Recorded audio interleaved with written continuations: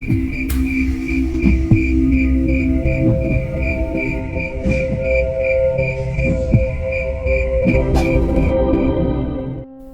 tak habis pikir dengan apa yang baru saja terjadi.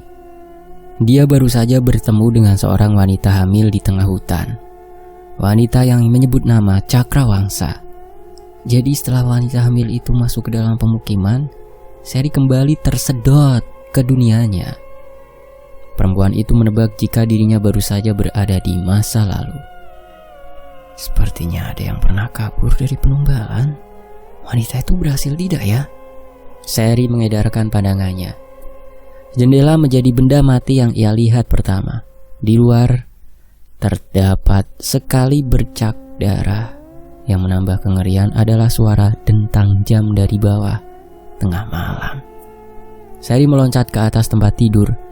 Selimut ditarik hingga menutupi seluruh tubuhnya. Perempuan itu mengatur nafas dan mulai memejamkan mata.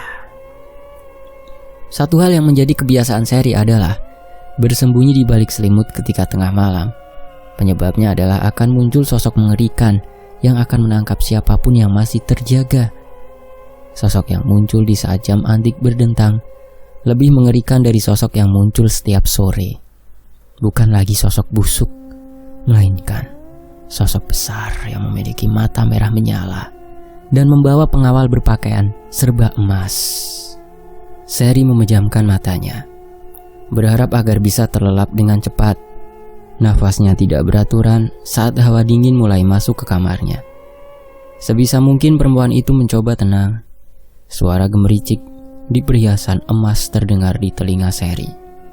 Sherry ingat betul, pertama kalinya ia mengalami hal ini. Saat itu, Sherry sedang buang air kecil di kamar mandi yang ada di kamarnya. Begitu kegiatannya selesai, jam berdentang dengan keras.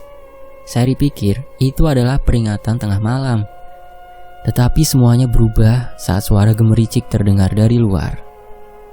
Insting perempuan itu mengatakan untuk bersembunyi di balik selimut.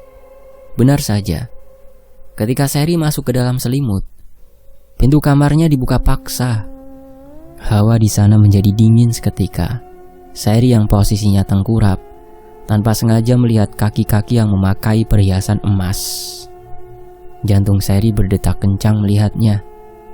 Tidak seperti dulu, sekarang Sherry sudah terbiasa. Walau jika posisinya terjaga, nafasnya selalu tersengal-sengal ketika mendengar suara gemericik. Gemericik gesekan antara perhiasan dan lantai. Saat ini, para pengawal yang berlapis emas itu mengitari tempat tidur Sherry. Suara gemericik terdengar semakin keras. Sherry belum tidur. Ia sangat takut jika ketahuan dan ditangkap. Matanya ingin melotot saat seorang pengawal menyibakkan selimutnya. Sherry sekuat tenaga memejamkan mata dan bernafas dengan tenang. Cukup lama, suara gemericik tidak terdengar. Hal ini malah membuat Sherry ketakutan. Detik berikutnya, kehangatan kembali menyelimuti tubuh Sherry. Perempuan itu merasakan jikalau selimut yang disibakkan kembali berada di atas tubuhnya. Sherry masih tidak berani membuka matanya, sehingga dia memilih untuk terlelap dengan segera. Sherry memutuskan untuk mencari wanita hamil yang ia temui kemarin. Entah itu mimpi atau memang ia pergi ke masa lalu. Yang jelas, ini merupakan satu-satunya petunjuk yang dapat ia temukan. Siapa tahu jika mencari wanita itu, Sherry bisa mendapatkan petunjuk baru untuk kabur dari penumbalan. Sabtu pagi, Sherry keluar dari rumah untuk mencari wanita hamil itu. Ia beralasan kepada orang tuanya untuk mengerjakan tugas kelompok. Untungnya alasan tersebut dapat dipakai untuk mengalihkan perhatian orang tuanya. Sherry heran sendiri saat orang tuanya langsung menyetujui. Biasanya rentetan pertanyaan dan alasan lainnya membuat Sherry tidak bisa melangkah keluar sedikit pun. Tapi sekarang, sudahlah. Harusnya bersyukur karena diperbolehkan keluar, ujar Sherry. Butuh waktu selama beberapa menit untuk sampai di daerah tempat waktu semalam dia bermimpi menemukan wanita hamil yang menaiki becak, kabur dari penumbalan. Di sana Sherry mencoba mengingat lokasi wanita itu berhenti serta masuk ke dalam pemukiman. Kalau tidak salah ingat, di depan pemukimannya ada pohon cemara yang cukup besar. Juga jalan untuk menuju ke pemukiman itu cukup besar. Dilalui becak, masih tersisa banyak tempat untuk dilalui, ujar Sherry. Sherry mencari jalan dan pemukiman yang dimaksud dari aplikasi yang menyerupai peta. Di sana ia melihat dengan jelas daerah tempat wanita itu di bagian timur. Harusnya hal ini mempermudah Sherry, tetapi perempuan itu malah disesatkan oleh peta digital yang memiliki jargon 99,99% akurat. Sherry tidak berada di pemukiman penduduk yang padat. Perempuan itu juga tidak berada di jalan besar yang dia ingat. Sherry malah berada di pemukiman warga yang tiap rumahnya memiliki jarak yang cukup jauh. Dengan jalanan masuk yang hanya bisa dilalui oleh satu mobil, ditambah panas matahari yang mulai membakar kulit perempuan itu. Ukuran jalan dan becak tidak terlalu jauh.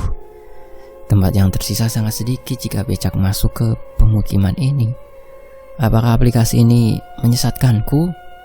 Tanya Sherry kepada dirinya sembari mengusap keringat yang ada.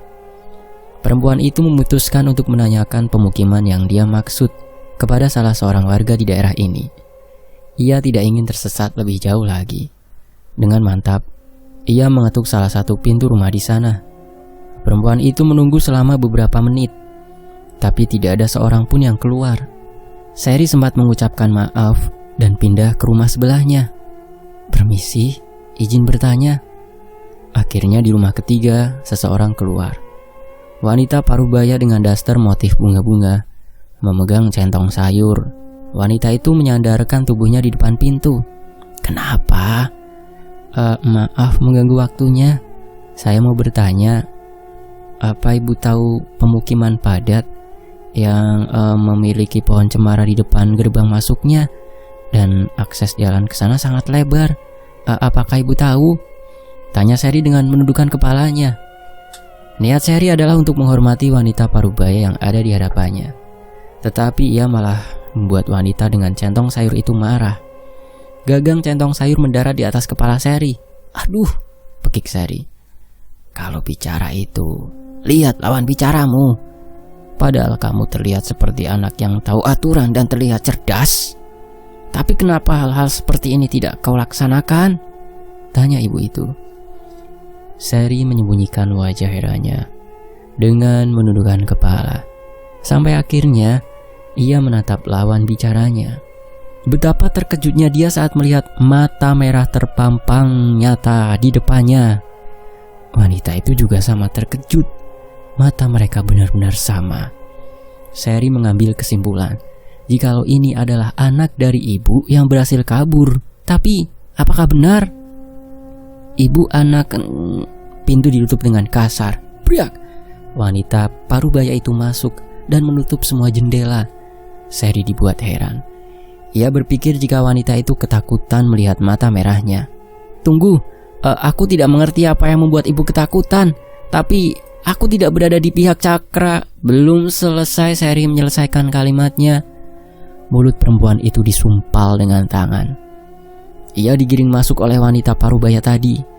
Lantas pintu ditutup lagi dengan kencang. Suara gebrakan membuat telinga Sherry berdengung. Sherry membatin dengan bingung.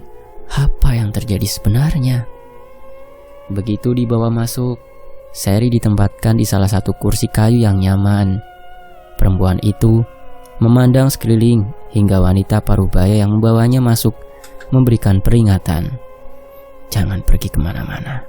Jangan sentuh apapun. Jangan lihat apapun," teriak wanita itu. Baiklah." Sherry melihat wanita itu melangkah masuk ke dalam rumah. Begitu sosok wanita parubaya itu menghilang, Sherry mengedarkan pandangannya ke sekeliling. Ia melihat banyak sekali foto dan hiasan dinding kayu tergantung dengan rapi. "Rumah ini lebih nyaman daripada kamar," batin Sherry. Perempuan itu hendak berdiri, namun suara roda dan langkah kaki membuat tubuhnya terpaku di atas kursi. Ia tidak duduk berdaya. Wajahnya menjadi tegang. Perempuan itu menjadi semakin tidak berdaya saat melihat wanita paruh baya itu membawa wanita tua yang duduk di atas kursi roda.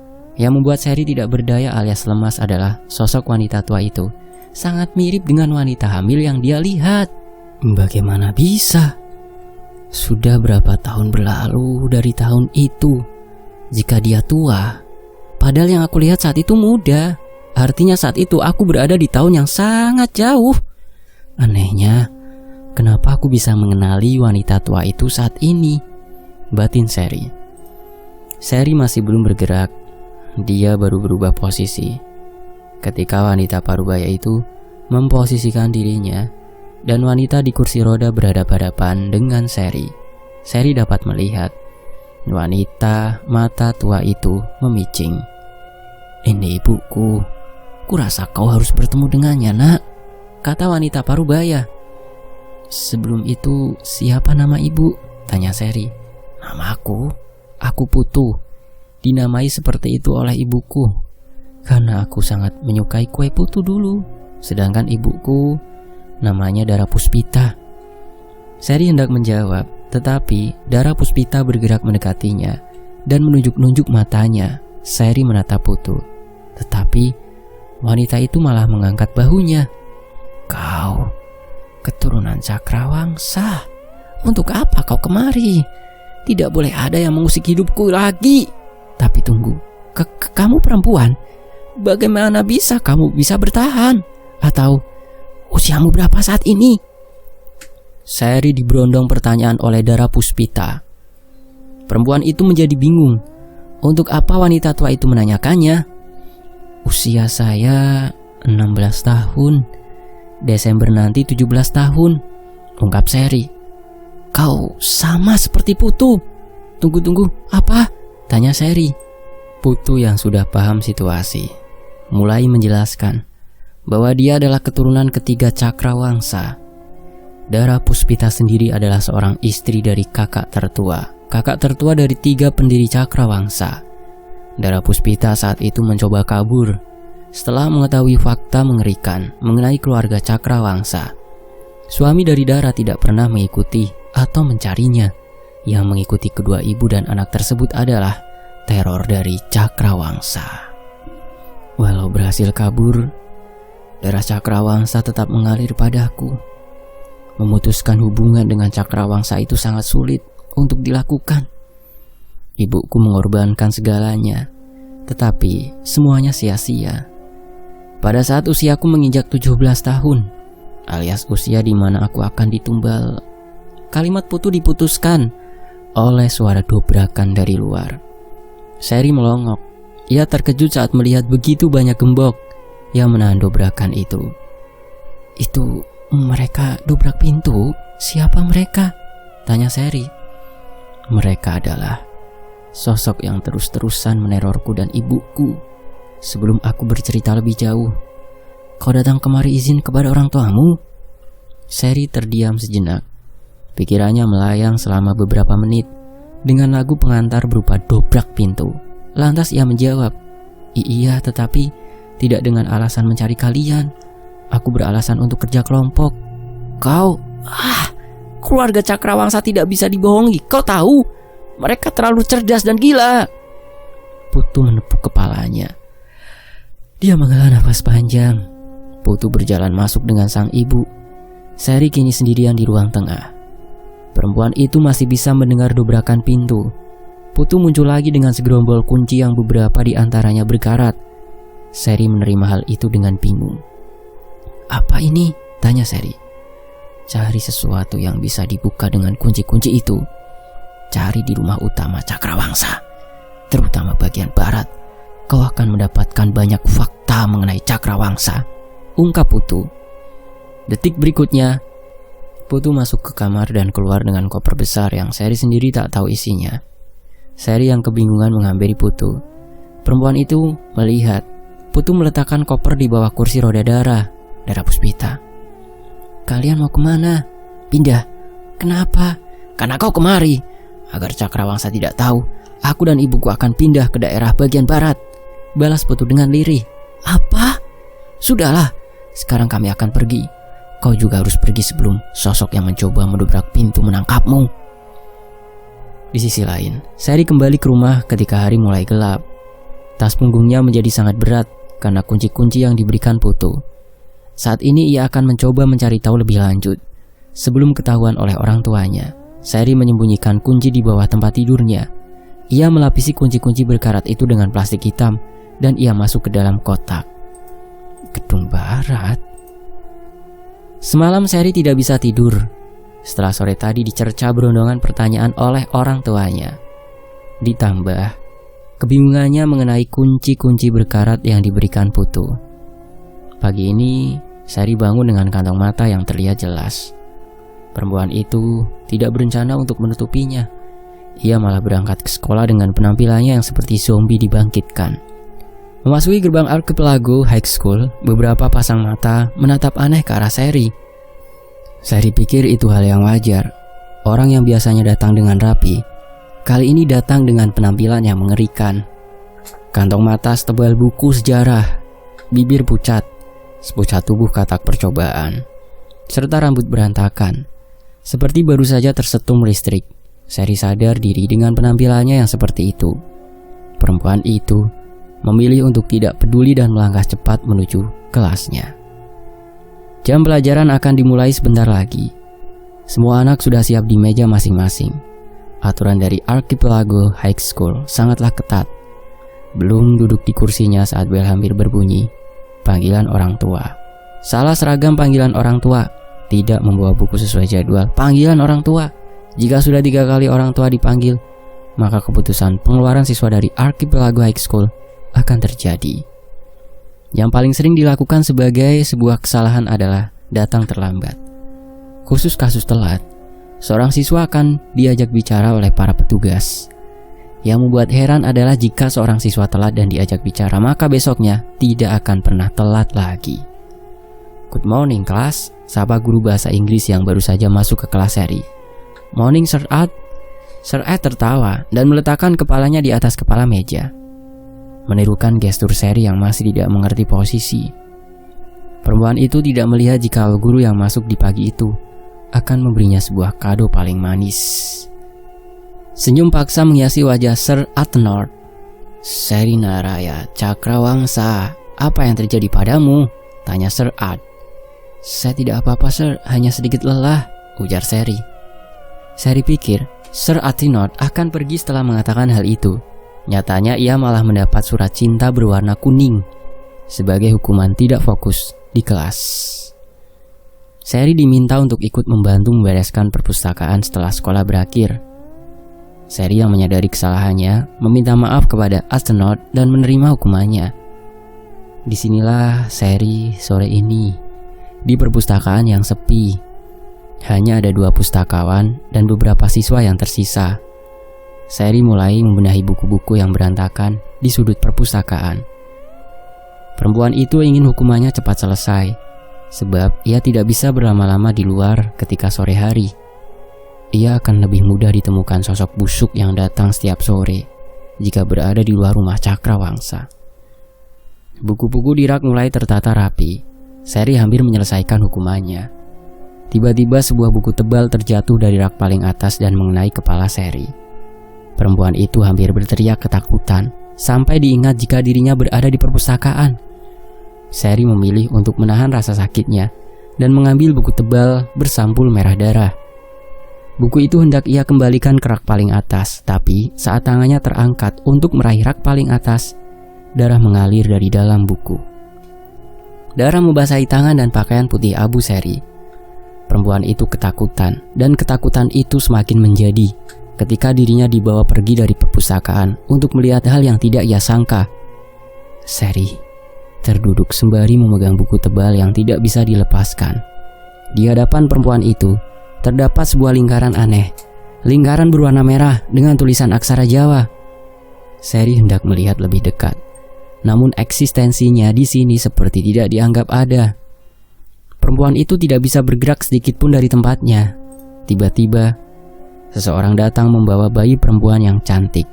Seseorang datang lagi dengan remaja SMA yang seusia dengan Sherry. Tidak, mereka tidak datang kemari dengan sukarela. Kedua perempuan dibawa diletakkan di dalam lingkaran. Untuk saat ini, bayilah yang pertama. Pertama untuk ditumbalkan. Mantra-mantra mulai dibacakan. Hal ini membuat Sherry celingukan dan ketakutan. Perempuan itu mencoba mencari tahu siapapun yang sekiranya bisa membantu dua perempuan tadi. Namun perempuan itu tidak dapat menemukan bahu siapapun. Perempuan itu terlambat. Ia melihat kematian bayi tadi dengan mengenaskan.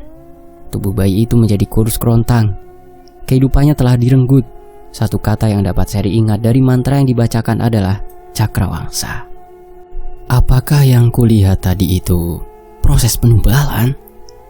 Tetapi mengapa aku bisa melihat hal itu? Siapa yang menunjukkan hal itu kepadaku? Kata Sherry kepada dirinya sendiri. Berikutnya, lebih parah. Siswi SMA yang baru saja melihat bayi perempuan mati dipaksa masuk ke dalam lingkaran. Sekuat tenaga anak itu melawan, walau akhirnya kalah juga. Begitu anak itu masuk ke dalam lingkaran, warna merah dari lingkaran penumbalan menjadi lebih merah dan lebih menyala. Anak yang berada dalam lingkaran tiba-tiba menatap Sherry dengan tatapan meminta tolong. Sherry tertegun melihatnya. Ingin rasanya perempuan itu berlari dan mengeluarkan anak itu dari dalam lingkaran, namun tubuhnya tidak bisa bergerak sama sekali. Air mata Sherry mengalir tanpa diinginkan. Bersamaan dengan itu, huruf aksara Jawa yang melingkar di pinggir lingkaran mulai berputar. Muncul lagi bentuk-bentuk lain seperti segitiga dan segi empat.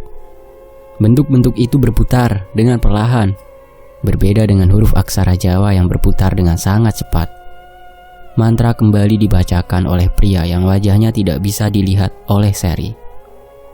Rasanya, Sherry ingin berteriak untuk mengganggu konsentrasi pria gila itu, tetapi selama lingkaran itu berputar, Sherry tidak bisa mengeluarkan suaranya. Iblis Cakrawangsa, iki minangka tumbal rutin sing dikarepake. Wektu iki, iku panganan favoritmu. Prawan ayu 17 tahun, sing isih sehat.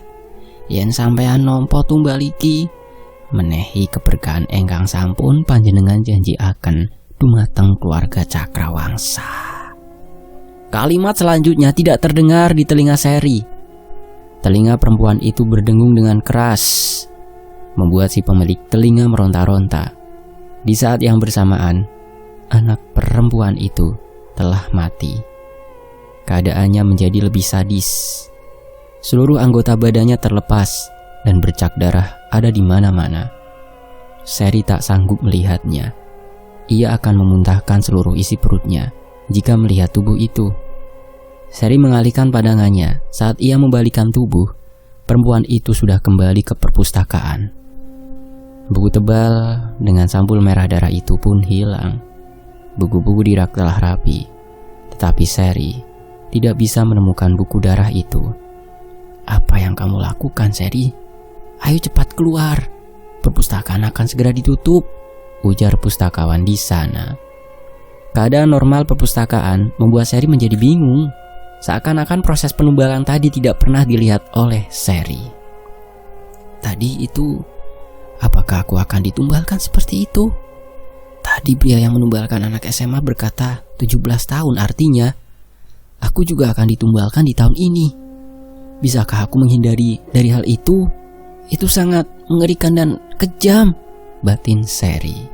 Setelah dipikir lagi, ayah juga pernah mengatakan kalau aku akan ditumbalkan saat usiaku 17 tahun. Itu berarti sama seperti yang terjadi pada anak SMA kemarin, gumam Sherry.